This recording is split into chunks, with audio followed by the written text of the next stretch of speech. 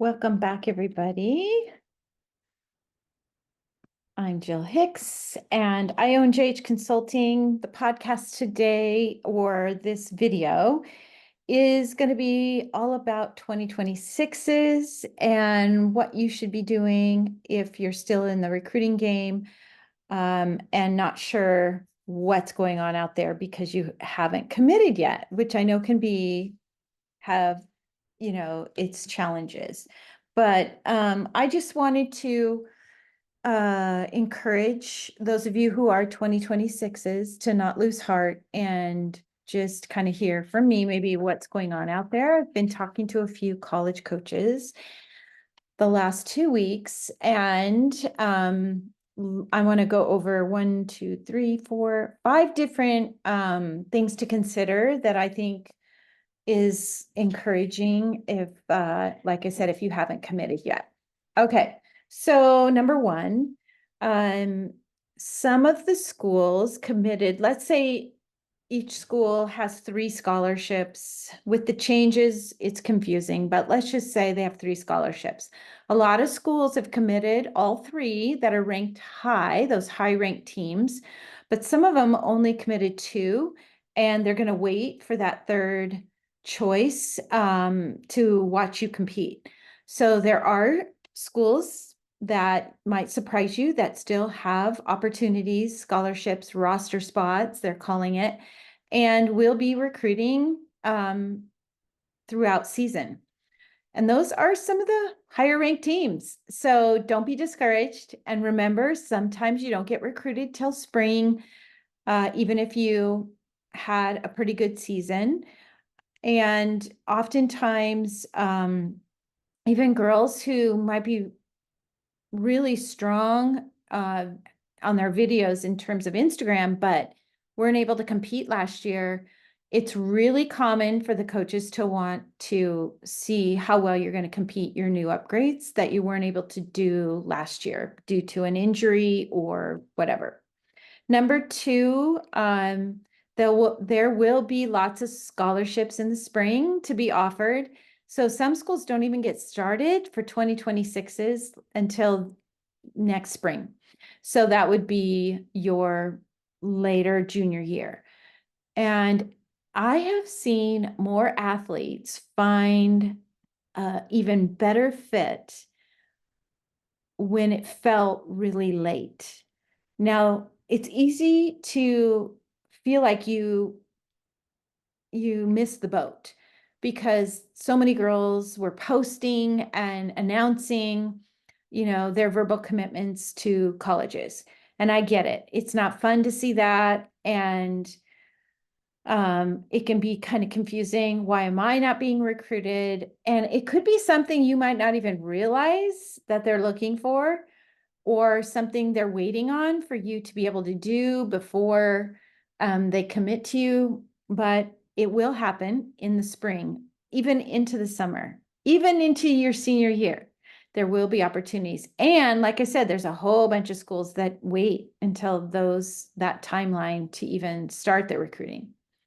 Some are waiting, like I said, to watch you compete. So what does that mean? That means you don't have to be perfect. You don't have to stress about that. It would be terrible if you carried those bricks around thinking, oh my gosh, I have not been recruited yet. I'm a 2026. And now I have to go out there and prove myself and do so good. Like I have to be so perfect. For most athletes, that can really mentally mess you up. Some girls find it really inspiring and they can't wait to compete and they are super competitive naturally. But for most, it puts a lot of pressure. So try not to think of it like that as much. Think of it more as a great opportunity that you have to go out there and show these college coaches what you've worked really hard to achieve, and just don't be afraid, but use it as inspiration and not as fear. Don't be fear-based because you haven't been recruited yet. Some colleges are telling me they're pausing because of the lawsuit. So they want to wait and find out from their athletic directors exactly what they're going to have available. so they aren't in a big rush. I'm hearing that a lot. So there are a lot of schools that are going to recruit more in the spring once they find out how this all is going to settle out with their university and how much funding they're going to have. And so they're just going to wait. So they have that prerogative and it doesn't hurt them to wait. Some of them have committed to a few and they're going to wait on other, opportunities they're going to have on their team. And they want to see how their own team competes and then decide what events they need based off of how their freshmen do this year, their sophomores do this year. Some overcommitted. So what does that mean? So some colleges probably, I assume, were told by their athletic directors that they are going to be fully funded with the 20 roster spots. May not be full scholarships, but they are going to have funding through NIL or revenue share, things like that. So some girls may have committed verbally based upon that because it was possibly their dream school and that's where they want to go, no matter how that funding looks to them, they're okay with that. So you might even see some universities appeared to recruit a whole lot of 2026s. So everybody is different. Every university is different. Every coach has a different comfort level, but just know a lot of recruiting is going to happen in the spring.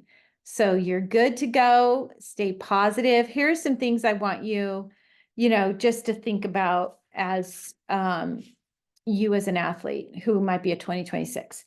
First of all, remember there's a dead period coming up December 1 through 30th. So there will be some fall clinics, believe it or not, or camps or college camps. I believe on the 31st is how it works. So if you really want to get to a camp that you didn't get to go to and you're 2026 and you were injured and you now can show them your strengths and how good your routines are and how confident you are, that might be a great opportunity for you to go to one of those camps. So keep your eyes open. Those will come out on usually sometimes emails, but usually, of course, you can find them on social media. So that's great. And then just to you personally as an athlete, what are some things I want to encourage you on? Obviously, one is to stay positive. I hope this podcast or video today helps you realize, okay, I can take a deep breath. There's a lot of schools still recruiting. Even though I was a little discouraged seeing all my friends commit and I haven't committed yet, it doesn't mean it's not going to happen for you. And in the end, I always say, once you make that decision, you go to college, it doesn't matter how you got there. What matters is you found the right fit and that you stayed patient and it came together. That's what's going to matter most.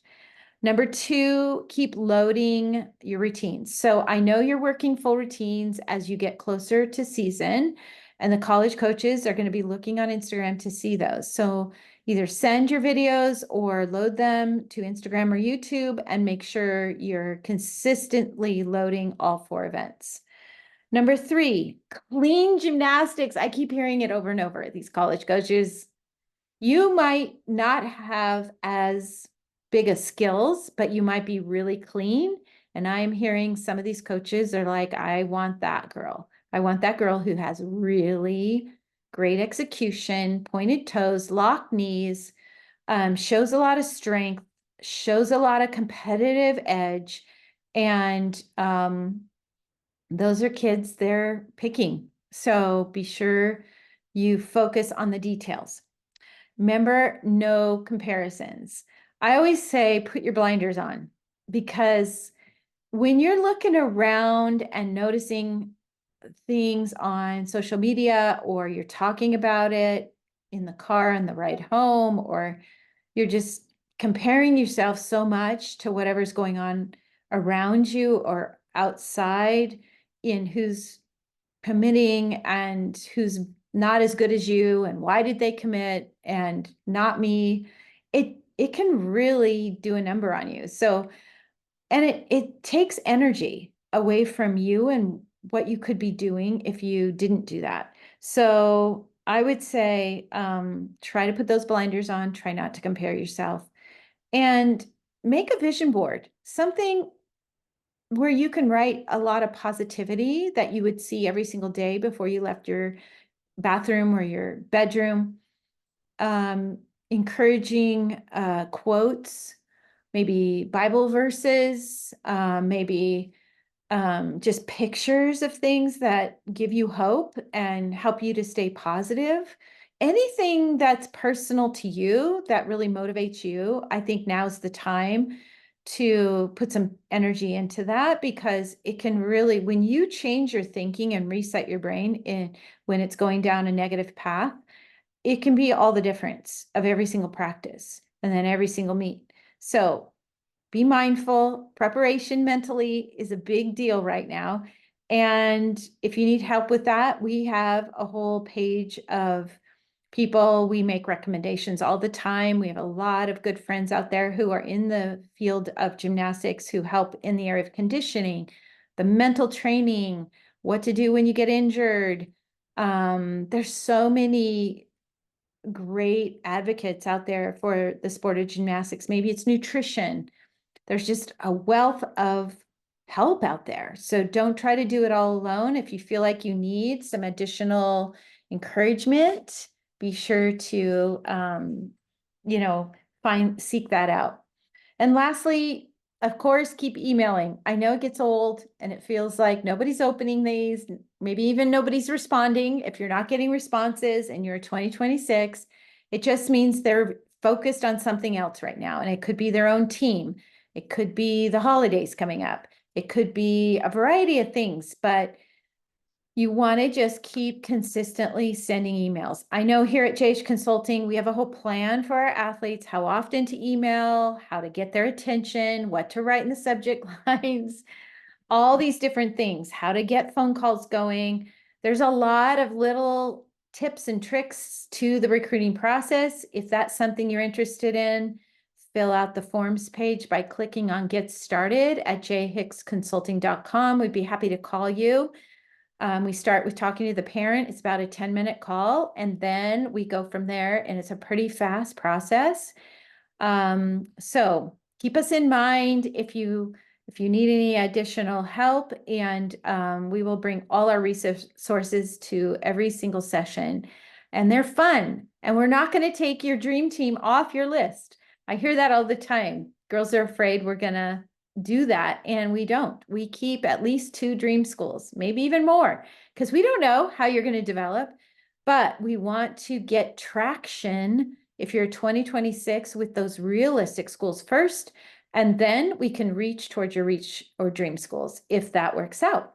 All right, thanks for joining me here at College Recruiting with Jill Hicks, or if you're on YouTube, feel free to go to YouTube. I try to post all my videos there as well. And if you want a specific topic for me to talk about, feel free to send me an email at jill@jhicksconsulting.com. Every other Wednesday, I go live over my business Facebook page, and I post pretty much every day on Instagram. So I hope you have a great rest of your day. Thanks for joining me here.